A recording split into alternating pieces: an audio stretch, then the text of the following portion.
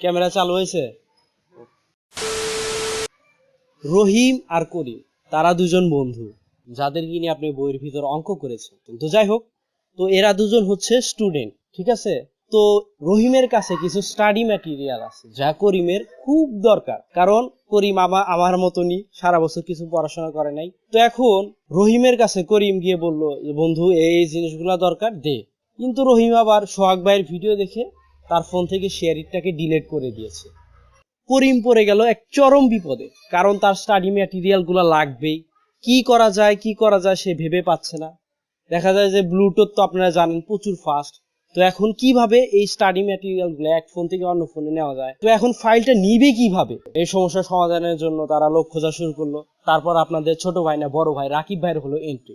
রাকিব ভাইয়ের কাজ তো যে কোনো কঠিন কাজ একদম সহজ। রাকিব ভাই অনেক কঠিন কাজ এরকম ভাবে সহজ করে দেয়, যা শরবতের মতন খাওয়া অনেক সহজ কিন্তু বানানটা কঠিন।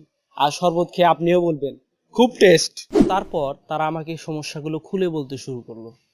আমি বুঝলাম আর বললাম এটা তো আসলে অনেক কঠিন কাজ।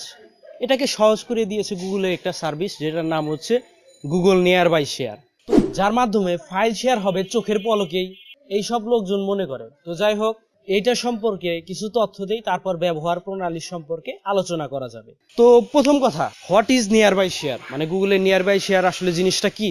তো এটা হলো গুগলের একটা সার্ভিস, যেটার মাধ্যমে যে কোনো অ্যান্ড্রয়েড ফোনের ফাইল আপনি শেয়ার করতে পারবেন। চোখের পলকে হবে না ভাই। হ্যাঁ, ঠিক বলিয়াছেন। তো এটা কিভাবে কাজ করে?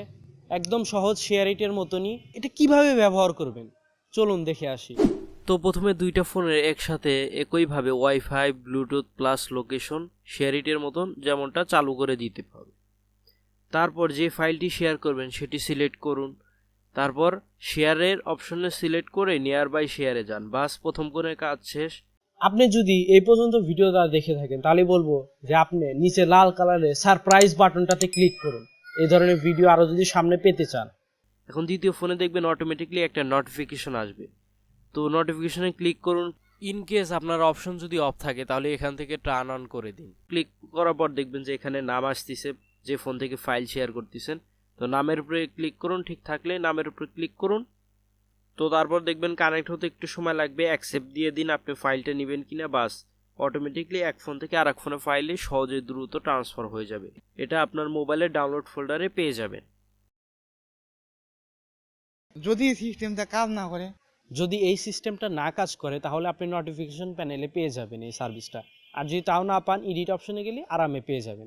আর যদি না থাকে, ওকে, এই প্রশ্নটা অযৌক্তিক মনে হলেও অনেকাংশে সত্য, বিশেষ করে আমার ওল্ড ফোনের জন্য। তাই গরিব বলে কি আমরা সুবিধা নেব না? একদম সহজ বলেছিলাম না, একদম শরবতের মতন।